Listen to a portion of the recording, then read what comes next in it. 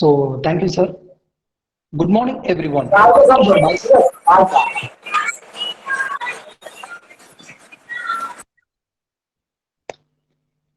Good morning, everyone. Myself, A. Satish Kumar, Assistant Professor, St. Joseph Institute of Technology, OMR, Chennai. Smart materials, also called intelligent or responsive materials, are design materials that have one or more properties that can be significantly changed in a controlled fashion by external stimuli such as stress, moisture, electric or magnetic field, light, temperature, pH, or chemical compounds. I feel honored and happy to introduce the speaker of today's session. Dr. S.S. Maniprabhu is a postdoctoral research associate at IIT Indore under a bilateral project between a Department of Science and Technology and Russian Science Foundation. He completed his Bachelor of Engineering from Sri Ramakrishna Engineering College in the year 2012. His interest towards engineering made him to pursue Master of Engineering in Manufacturing Engineering from Alagappa Chettiar Government College of Engineering and Technology and completed his Master of Engineering in the year 2015. The passion towards research fetched him an opportunity to do his PhD in IIT Indore. He has completed his PhD from IIT Indore in the area of solid state welding of shape memory alloys. Now, he is currently working as a postdoctoral research associate at IIT Indore under a bilateral project between a Department of Science and Technology and Russian Science Foundation. He has published 14 papers in peer-reviewed SCI indexed international journals and more than 15 international conference proceedings. His research interests include shape memory alloys, thin films, laser material processing, additive manufacturing, and it continues. He was awarded Shakura Student Exchange Fellowship Award by Japan Science and Technology Agency in the year 2019. He holds the professional membership in Indian Laser Association RRCAT India, American Society of Mechanical Engineers, Institute of Smart Structures and Systems, IISc Bangalore, India. He has visited Nagaoka University of Technology, Japan, St. Petersburg University, Russia for his research purpose. We are very happy to have you, sir. Hope this session will help you to increase the research interest towards the smart material. Thank you so much for accepting the invitation, sir. I request you to take over the session. Thank you. Thank you so much. Yeah, hope everyone can see the slides. Yes. Yes, sir. Yeah. Good morning to everyone. Good morning and welcome to everyone. I am Mani Prabhu. I am a postdoctoral associate at IIT Indore. So before going into the section, I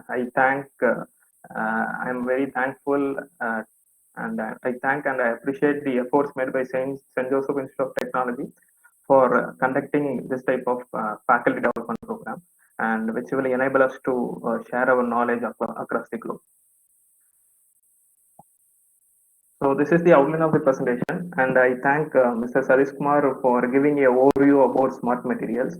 So since shape memory alloy is a smart material, so initially I will be establishing the difference between a structural material and a smart material, and followed by we will be going to the topic the welding and actuation technologies for shape memory alloys.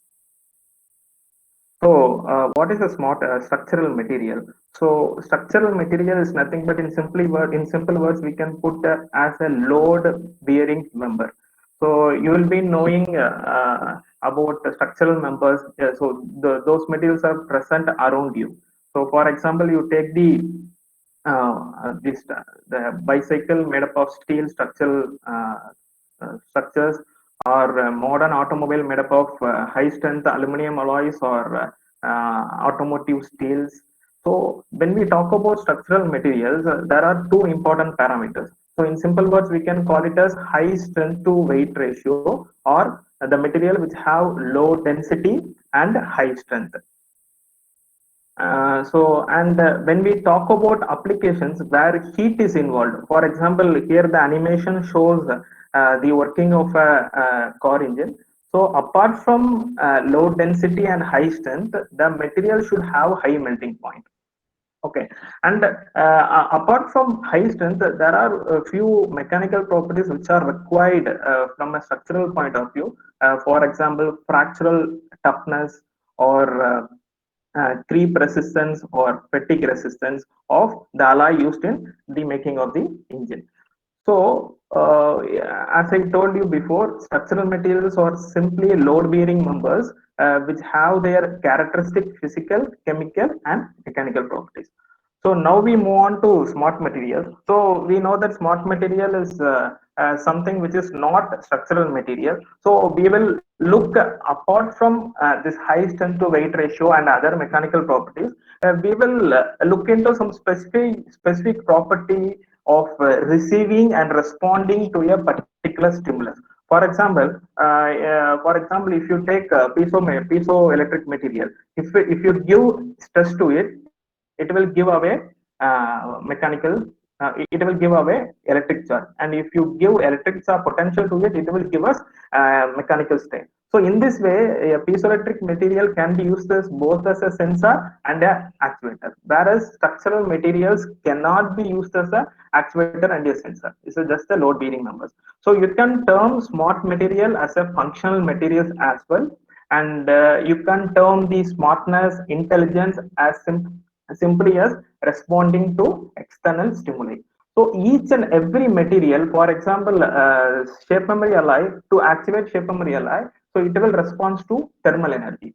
So when you apply heat energy to shape memory alloy, it will try to reverse its trained original shape. Okay, so like that, we have other set of smart materials also, like electrorheological field, which will react to electrical field, and magnetostructive material and optical fiber, so which will respond to disturbance. Like you know, optical fiber carries optical signals, and when there is a disturbance in the environment with respect to pressure or temperature or strain change, so that will be reflected in the optical signal, through which you can measure many parameters. So, as I told before, smart materials are a very good candidate for actuators and sensors. Though many smart materials are there, here I am listing down the applications of piezoelectric materials because you can easily relate to these applications. So every smart materials have interesting and prominent application which are not possible with structural materials. For example, lighter. So the lighter is having a piezoelectric element to produce spark, which will ignite the gas bubbles coming out of it, and finally it will give us a fire. So the stress given by the finger will be converted into electrical spark, which will help us get some applications. And the typical gas lighter found in our home. This is also a good example of a piezoelectric element. And piezo shoes are there. So this can be used for women and the children's safety. And obviously, piezoelectricity can be used for energy generation, but the energy density, the amount of energy a piezoelectricity can produce is very limited. So it's not widely used for the energy generation.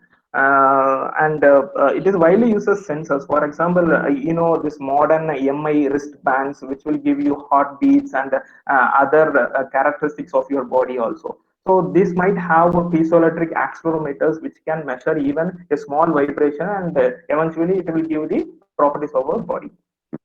And is obviously used in speakers, and it is used as a transducers in medical industry. And here comes our candidate shape memory alloys. So as I told before, these are also smart materials which will retain its original shape, or it will reverse its original shape from the deformed portion at some specific temperature. So I'm mentioning the term specific temperature. That means you are having a material, you have to heat the material to reach some particular degree Celsius. For example, 70 degrees Celsius. So when it reaches 70 degrees Celsius, it will go back to its trained position. So here comes the characteristic temperature and the training of the alloy. So there are certain procedures through which you can train a alloy. And the important characteristic of shape memory alloy is it is having a high work output and a high strain recovery. So in the bottom, you can see a tabular column where the work per volume of different actuators has been tabulated. So you can clearly see that the work per volume of a shape memory alloy is very higher than the competitive actuators. And I will be explaining about the pseudoelastic behavior and biocompatibility later. So in the video, you can see a small spring is there, and it is being heated with the help of electricity. So electricity. So here we are using joule heating. So to the left, you can see a diagram. So we are having a closed coil spring. So this is the trained shape of the spring. So at a room temperature, it will be present at a twinned martensite crystal structure when we hang a bias load to it. For example, here we have hung a bias load of more than 300 grams to a 30 gram spring. So you can see, it is very interesting to see that just a 30-gram spring can lift more than 300 grams of load. So the work output which it can use tremendous. And when you hung the load to it, the mechanical twinning takes place, and it will be converted into twinned martensite to deep into martensite. Okay. So if you want to recover the portion, here the drained portion is the closed coil portion. So you have to heat it. So when I give heat to it through electrical energy, the electrical energy will be converted into heat energy with the governing by Joule's law, and the austenitic transformation happens, and the spring will try to go to the closed portion. So when I cut off the electricity, then the bias load will take over, and it will stretch the spring again. So this is a cycle. So like this, we can use this as a actuator. So applications of shape memory alloys. So this is a inchworm robot made using a small SMA wires, and this is the underwater robotic fish made by BTech students at IIT Indore.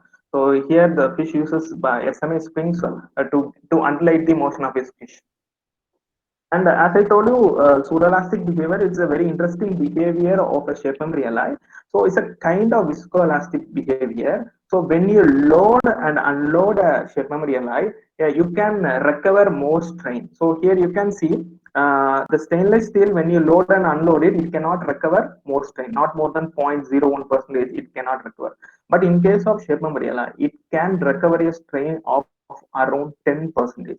Okay, so this is the pseudoelastic behavior. Due to that, it has been applied in a variety of biomedical applications. So it is a very famous, everybody might be knowing, cardiovascular stents. It is made up of nickel titanium shape memory alloy and orthopedic implants. And in the right corner, you are having orthodontic or dental braces.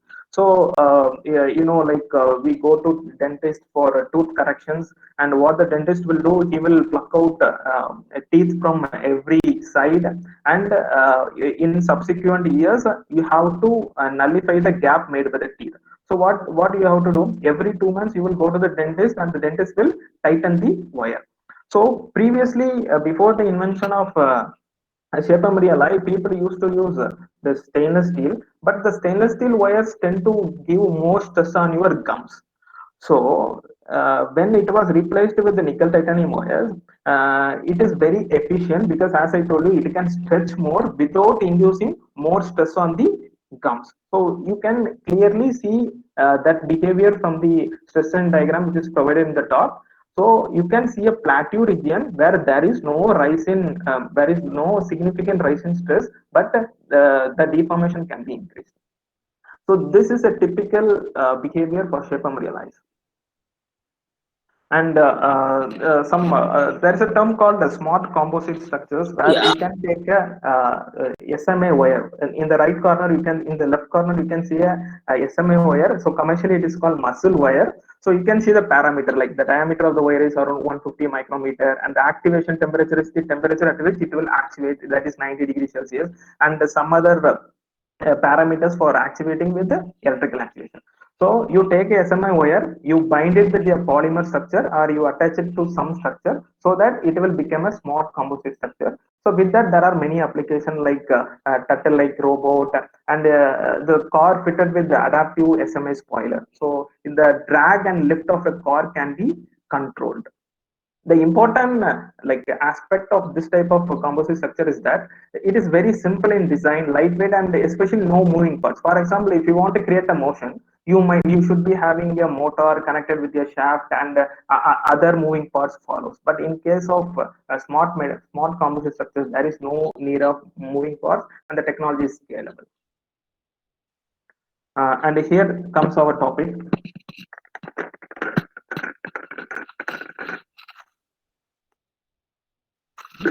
So, welding of nickel titanium or nitinol shape memory alloys. So, it is commercially called nitinol. So, the NITA refers to nickel titanium, and NOL refers to Naval Ordnance Laboratory. So, where the alloy was discovered in 1960s. So first, when we talk about welding, why we need to weld shape memory alloys? Because the motivation lies because for application you need to generate various geometrical structures. If you cannot make various geometrical structures, then the broader use of the alloy will be restricted.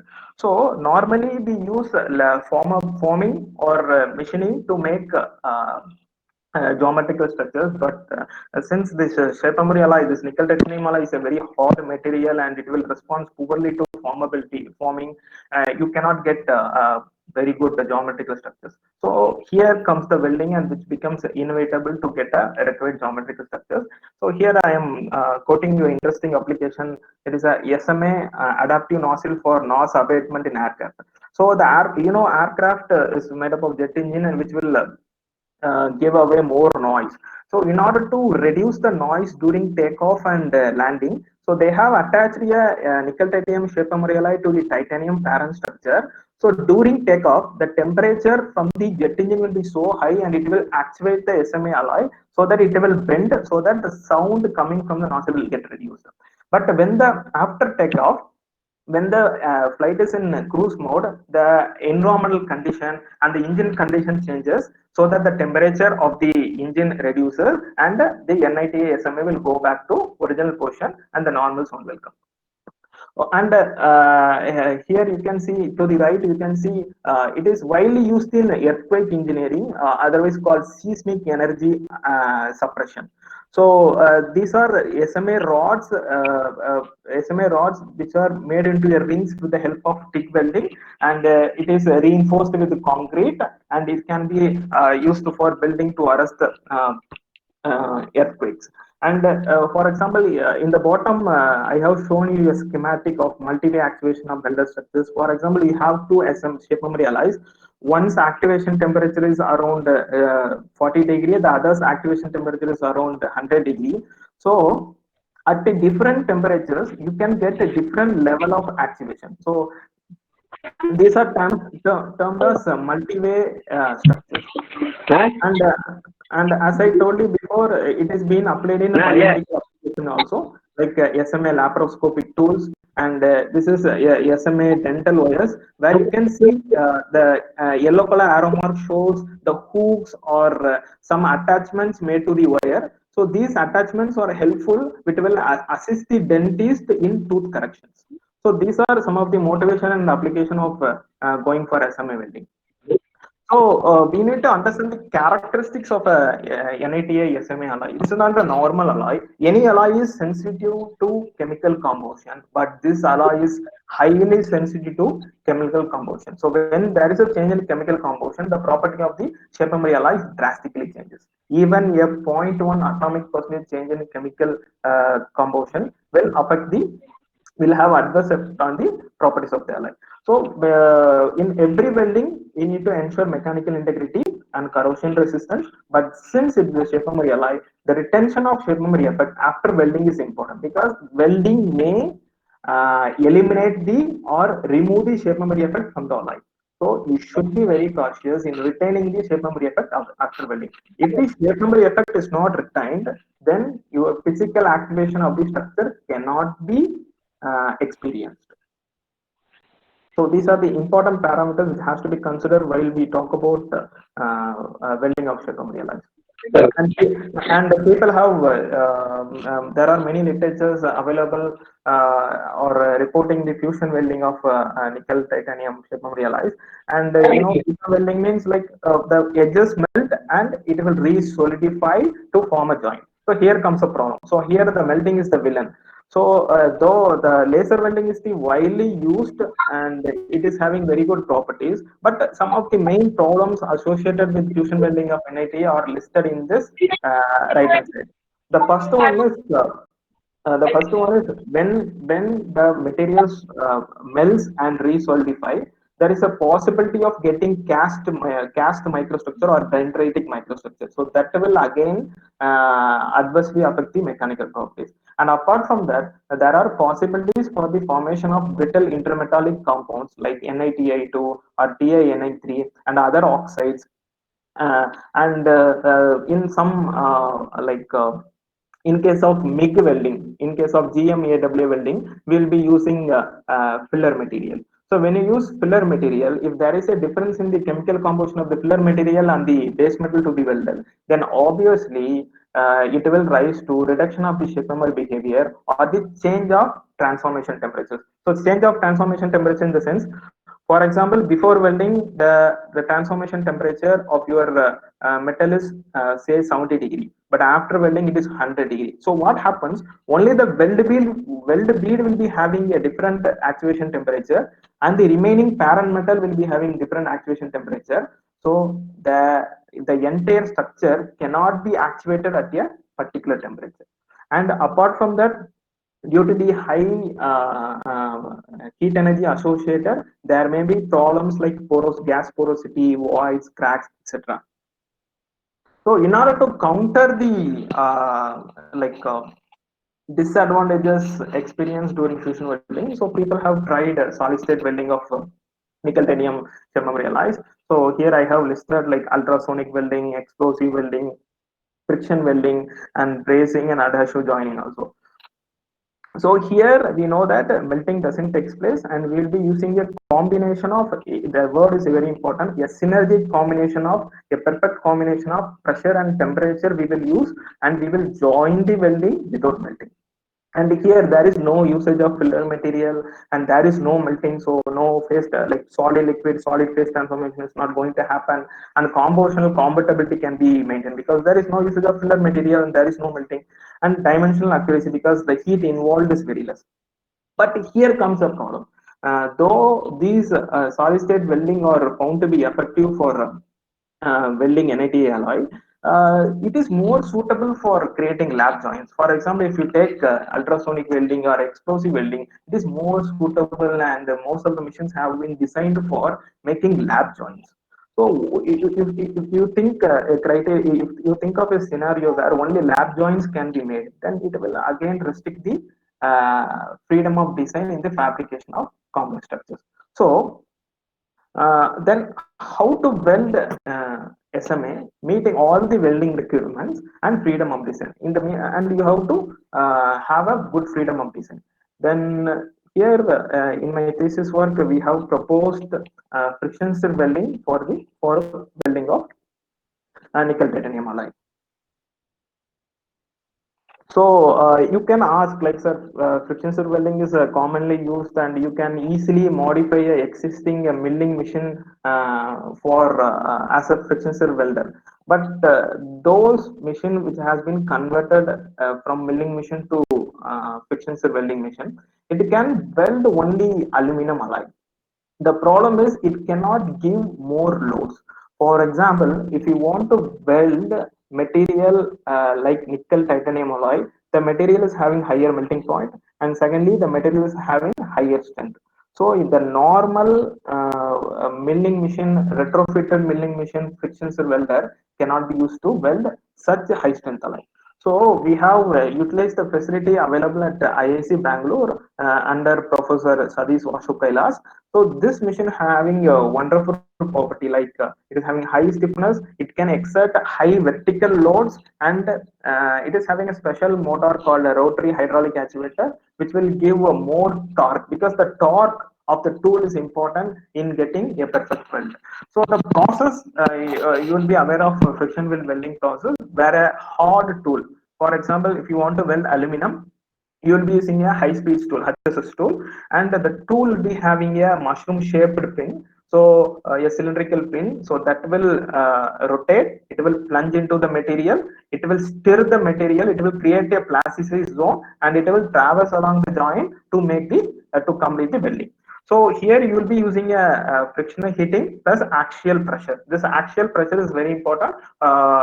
Reason why we are going for this special high capacity mission at IISc Bangalore.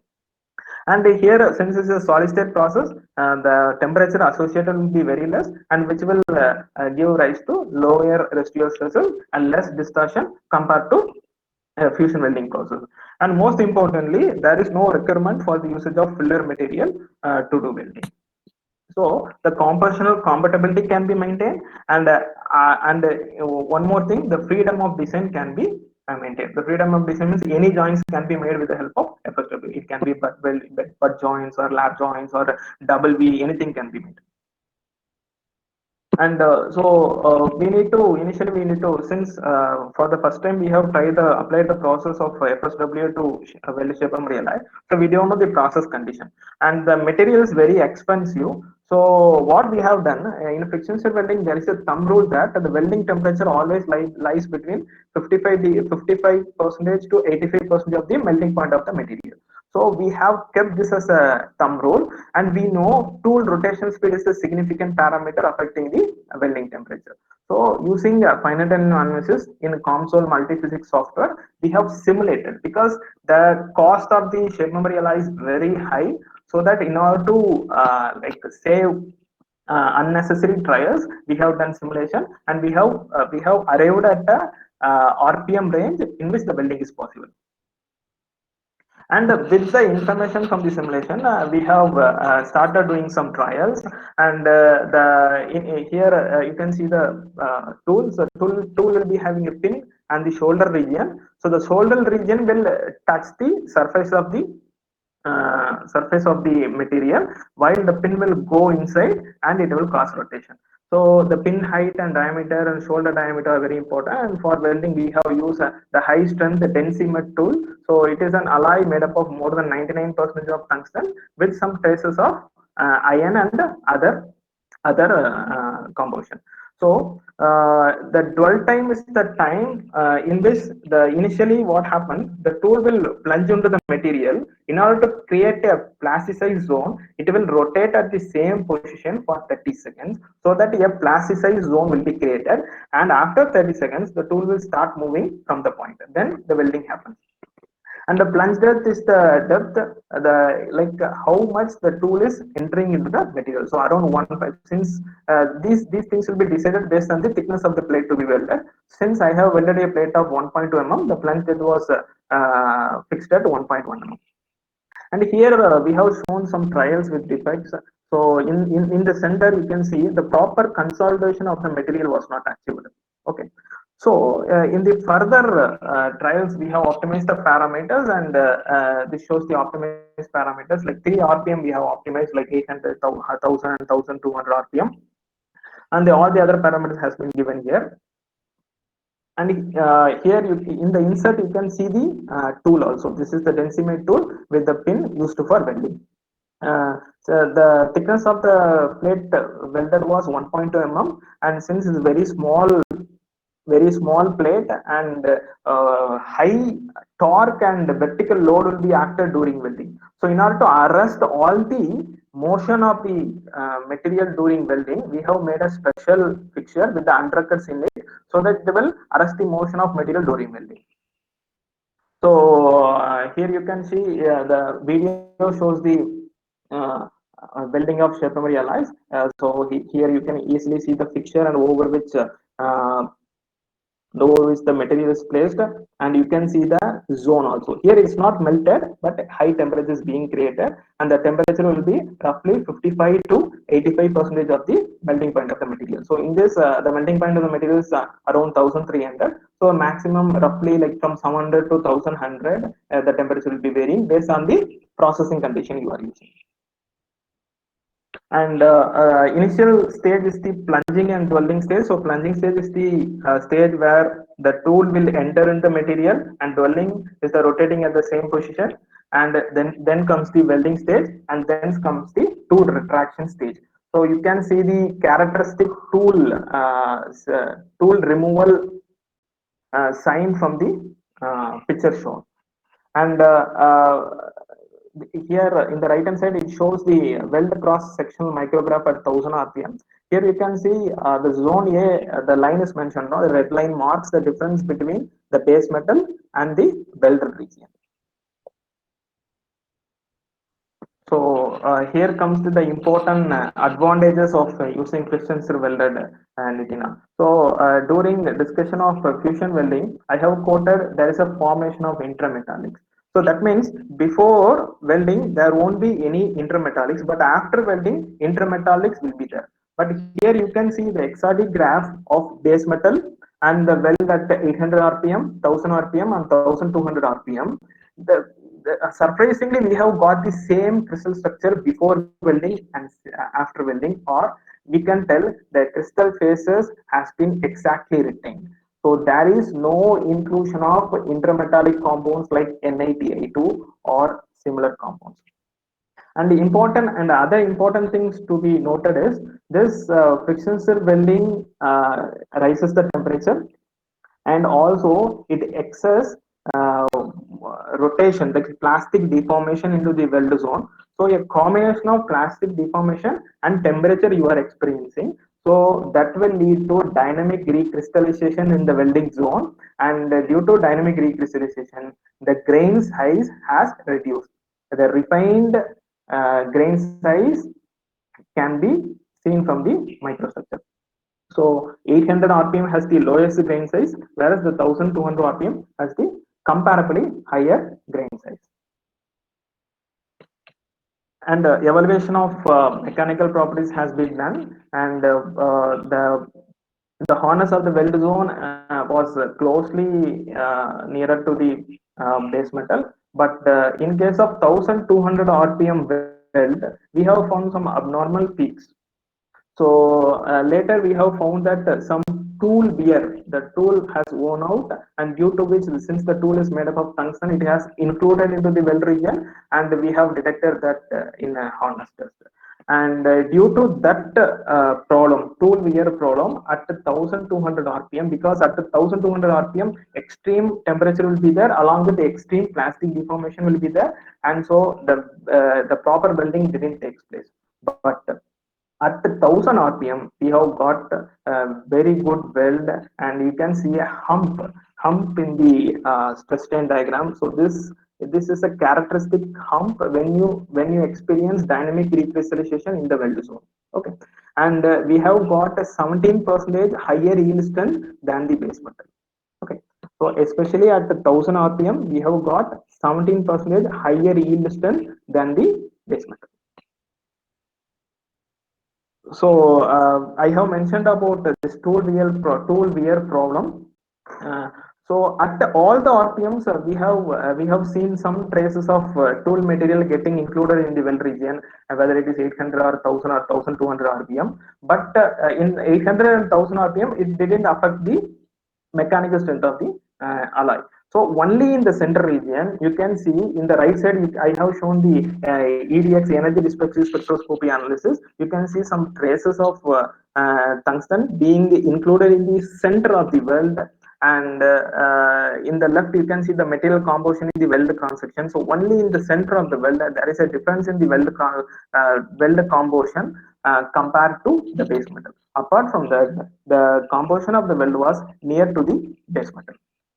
And in the bottom, the tool before welding and after welding has been shown, and you can clearly show the pin has been damaged, and due to the higher frictional heating and transform plastic deformation, the tool has worn out and it gets included in the center of the weld.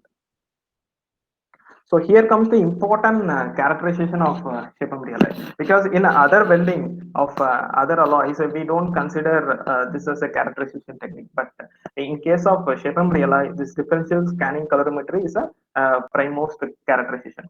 So as I told, when you do welding of Shapemri alloy, that phase transformation temperature should not change, or it should not change more. Okay, So we have to control the obviously when you do welding, there will be some changes in the microstructure and dislocation density. So there will be a change in the phase transform temperature, but you have to minimize it. So you know about latent heat of fusion. That is nothing but at 0 degree Celsius, water can exist as solid also and water also. So at 0 degree Celsius, if consider a water in solid phase, so if you want to convert the liquid phase, you have to provide latent heat of fusion or enthalpy of fusion. The same thing applies to 100 degree Celsius, where it exists as both liquid and gas. So if you want to convert water at 100 degree to vapor, then you have to supply at a heat of evaporation. So like that, using this DSC machine, we can find a heat of fusion for heat of fusion or heat of evaporation for any material. And for water, it is around 333.55 kilojoules per kg. So that means you need this much of energy to convert 1 kilo of ice to water. So in case of Shape-Memory Alloy, we'll be talking about enthalpy of solid state phase transformation. So here the phase transformation is refers to crystallographic phase change. So the martensite will be converted into austenite, or austenite will be converted into martensite. So any kind of phase transformation can be identified using the change in heat flow or into or from the sample. So using this technique, we can find the melting points, glass transition temperature, curing temperature, or phase transition. So it's a thermodynamic energy which you are measuring in the form of heat. So this technique is widely used in pharmaceuticals, polymers, food industry, and etc. So this is the principle of the different DSC machine. So where you'll be having a reference, a empty reference crucible, and a crucible with filled with your sample. So you will heat both at the same rate in the same atmosphere, and you will measure the heat flow into it. And we have used this DSC 214 polymer machine, and it is cooled with the help of liquid nitrogen. So the capacity of the machine is like minus 170 degrees Celsius to 600 degrees Celsius, and it can detect a heat change of 0.1 microwatt. So what we have done, so we want to measure the phase transformation. So across the well region, we wanted to measure. So wherever the pin is there, so that region is called nugget region or center of the weld, and advancing side and retreating side will be there. So there will be a difference in temperature across the zones and difference in plastic deformation experienced by the zones. So we want to find the phase transformation temperature at each zone.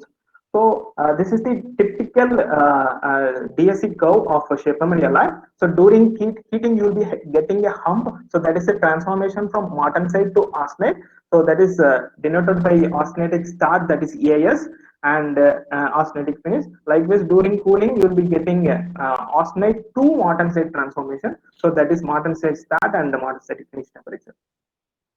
And we have measured at the different regions, and as I told you, here you can clearly see in the right hand side in the tabular column, you can clearly see AF, austenitic finish temperature of base metal. It is around minus 12.9, and in the advancing side it is maximum of minus 17.4. So there is a difference in the temperature, but the difference is very negligible. But if you take a laser welding in the fusion region, the difference between the phase transformation of the fusion region and the base metal will be more than 30 degrees Celsius. So as I told before, both the weld bead and the base metal cannot be actuated at a particular temperature. So it becomes difficult to control the structure during actuation. So those type of problem has been eliminated in friction stir welding of Shape-Memory Alloys. Though the changes are there, they are very minimal compared to fusion welding. So we have done some simulation using COMSOL multiphysics to evaluate the temperature across the weld. So here the rotation of the tool, so that is the En, and frictional coefficient and the area of the tool. So these three are very important parameters. So these are the governing equation. I'm not going into it. And we have simulated the condition, and we have measured the temperature at each and every point. So this simulation has been validated using temperature measured using infrared thermometer during welding. But you cannot measure temperature across the region. Since we want to get the map of the temperature gradient, we went for simulation, and you can see exactly in the pin region, you can see the red zone. So there the temperature is very high, and when you move away from the pin, the temperature degrades. And at 1200, especially in the nugget center near to advancing side, we have reset the maximum temperature that is mentioned as peak temperature.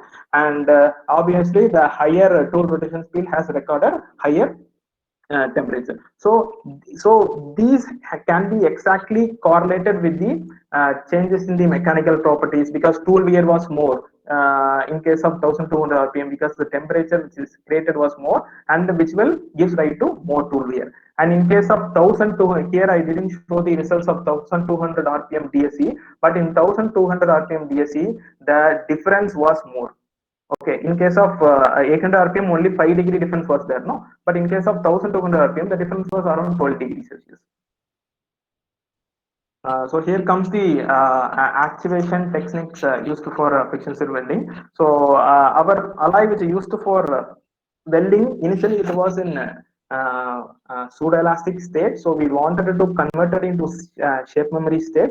So what we have done is we have annealed the sample at 475 degrees Celsius for 1 hour. So what happens? This annealing has shifted the heating peak. You can clearly see the heating peak, which has moved above the room temperature. So at this temperature, we can clearly experiment the shape memory behavior. So just a minute.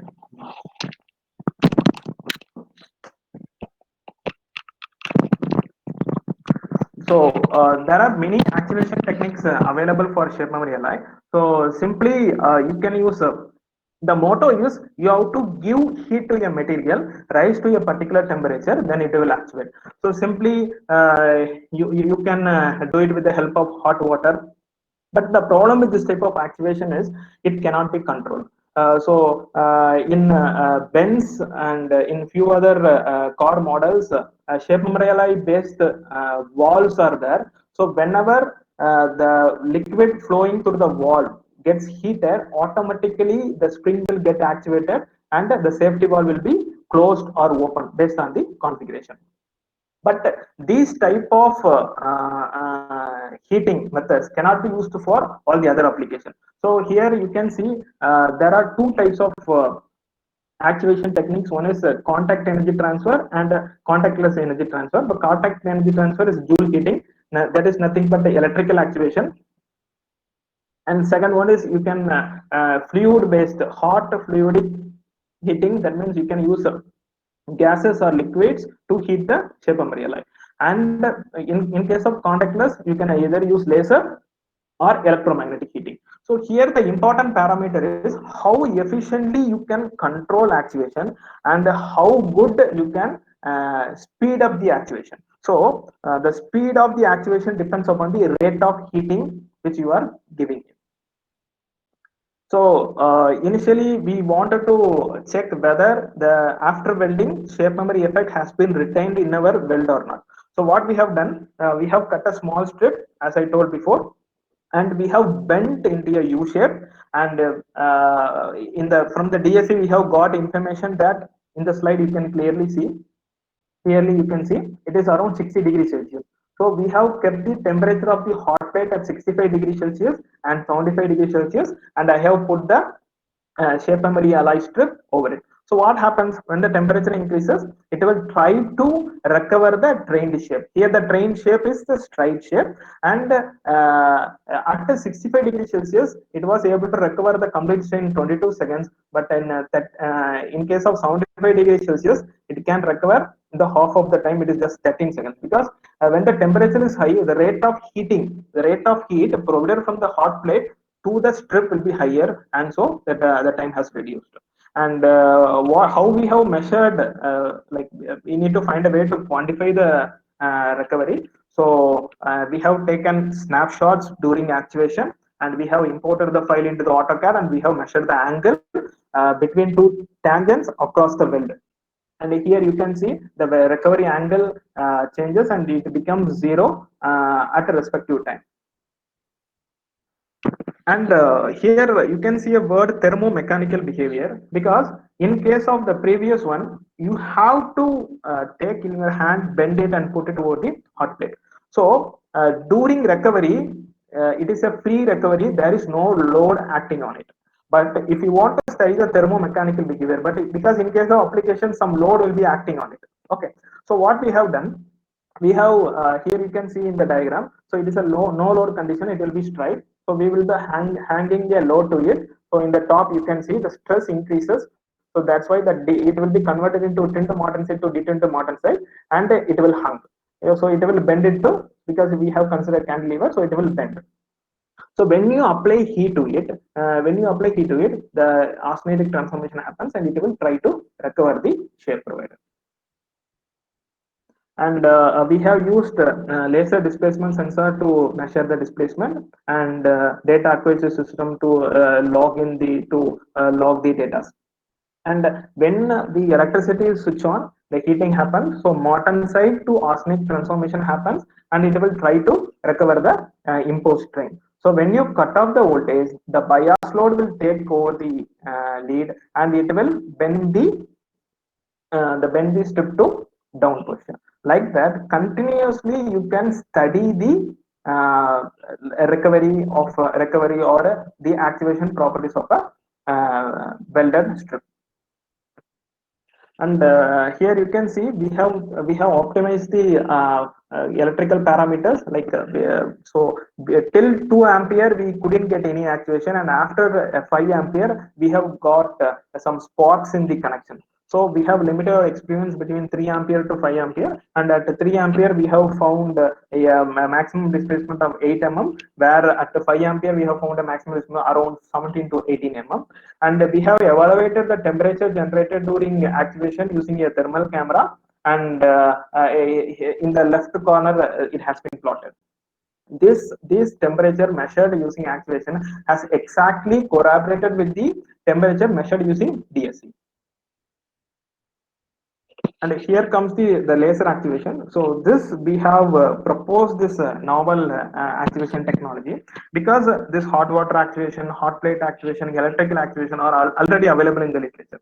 But what we thought was, in case of electrical activation also, you have two terminals attached to the strip. So this will also add weight to it, and there may be a possibility of contact failure. So during activation, your activation may get stopped. So what we thought is, we should not touch the strip. Okay, so we went for contactless energy transfer. So obviously here comes the laser, because laser is a high intensity beam which can give energy impulsively in a very short period of time, and you can get activation. You can clearly note how fast the activation is.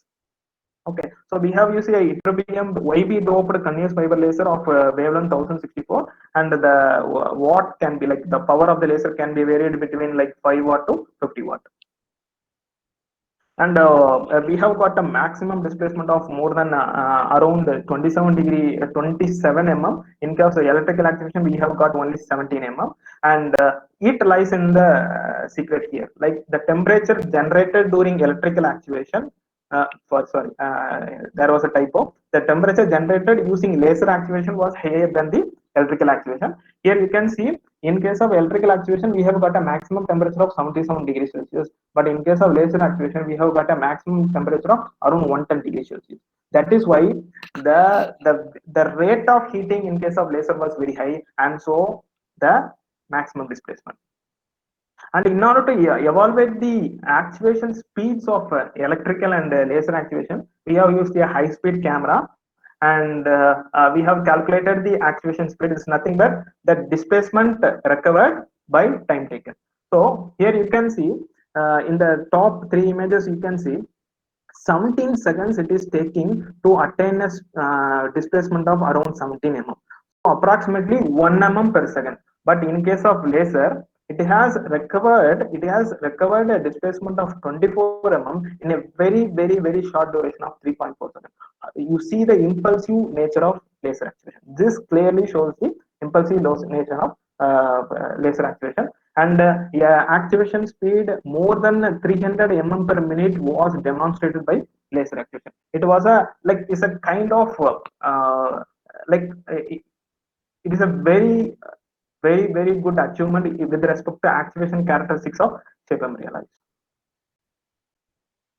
So I have come to the conclusion. So we have employed the friction stir welding to weld NITI shape memory alloy without the formation of intermetallics, and we have retained the shape memory behavior after welding, and it has caused the FSW has caused dynamic recrystallization due to which especially at the 1000 RPM we have got 17% higher yield strength compared to other wells at different RPM like 800 RPM or 1200 RPM.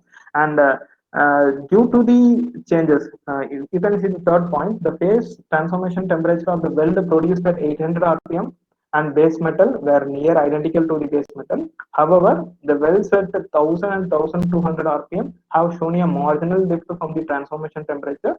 So as they were significantly affected by high temperature during processing. So as you know, like when the RPM increases, the temperature increases. So the dislocation density in the welding region increases. So that will affect the phase transformation temperature. And the activation of welder strip has been demonstrated using hot plate activation, and we have found complete recovery of the imposed strain. And I didn't show the life cycle analysis results here, but we have done the stability analysis till 300 cycles, and we have found that it was able to activate even beyond that.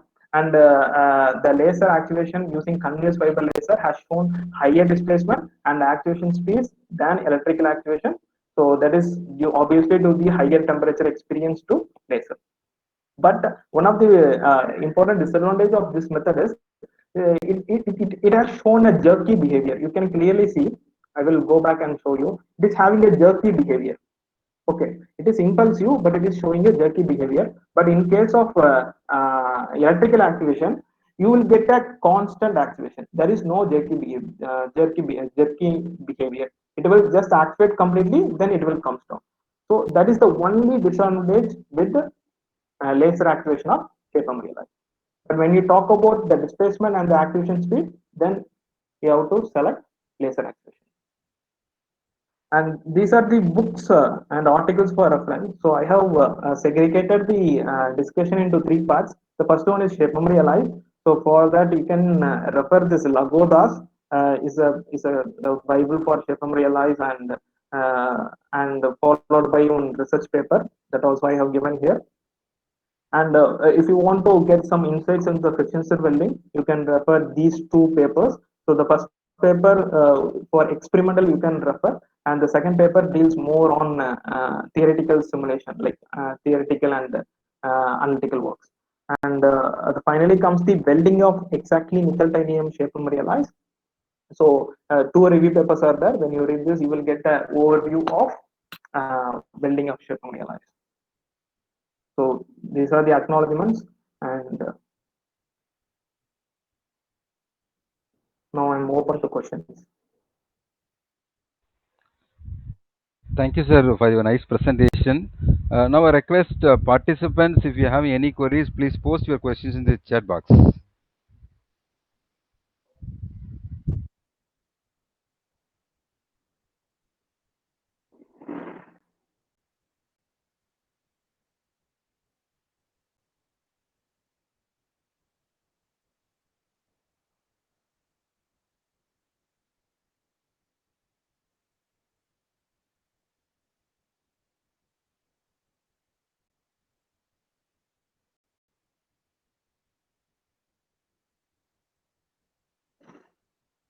So if you want more information, you can contact me, and I will just give my mail ID here. Give my mail ID here. You can contact me, or you can contact through Mr. Satish Kumar of St. Joseph Institute of Technology. Sir, I'm Dr. Elil Raj. I have a question. Yes, sir. So whether SMA is respond only with respect to heat, or it may be respond with that is cooling also? No, sir. Actually, for example, it depends upon the phase transformation temperature of the alloy, sir. For example, our room temperature is 25 degrees Celsius, and your phase transformation temperature, like AF temperature, is 40 degrees Celsius. Then obviously you have to heat it, sir.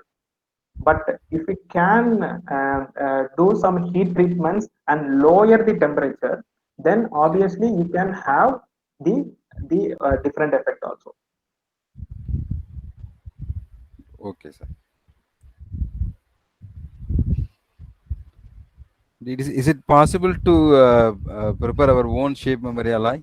Yes, sir. We can definitely prepare. The only thing is the composition maintenance should be made. For example, nickel titanium alloy which I have used for welding, it is exactly 50-50 composition. Okay, Okay. but since titanium is it is more prone to react with oxygen, so you need a special type of furnace. Then if you have that, if you can reduce the impurities, then definitely you can make in your own lab itself. Okay. But as we are working in self-finance colleges, we don't have that much of facilities. Okay, sir. Is what? Nickel titanium alloy is costly, sir. But there are some different kind of shape alloys, like copper-based shape alloys there, iron-based shape alloys there. So those are cheap, and you can try that. Okay, sir. What was the cost, sir, for this SMA? Okay, sir. I will just show you that. So each side is 10,000 rupees, sir, around. Here you are seeing, no? Okay. So here you can see this is 10,000 rupees. It is around 5 centimeter by 10 centimeter, and this is 10,000 rupees, around 20,000 rupees in a single slide actually. Because this Okay. alloy is very costly. That's what I'm telling. Okay. This is a biomedical grade alloy which we have got it from US. So there are many charges involved apart from the manufacturing cost. But if you manufacture on your own, or you get from any Indian vendor, then the cost will be very less, sir. Okay, sir. Thank you, sir. Thank you, sir. Thank you.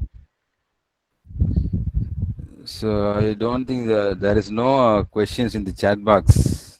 Okay, sir. Okay, thank you. So now I request Mr. Ranjit Kumar to give away the vote of thanks.